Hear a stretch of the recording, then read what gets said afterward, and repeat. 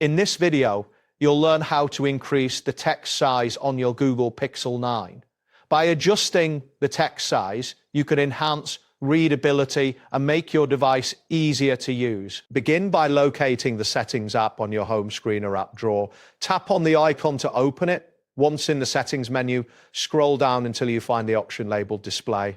This section contains various settings related to how content appears on your screen. Once you tap on Display, look for the option named Text Size or Display Size.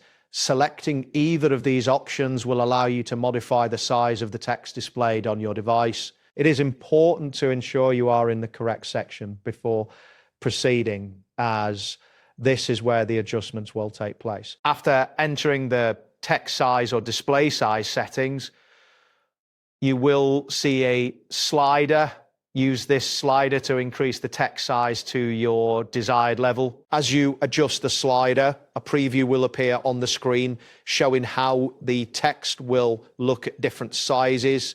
Take your time to choose a size that is comfortable for your reading needs, as larger text can significantly improve visibility. Once you've selected your preferred text size, exit the settings menu.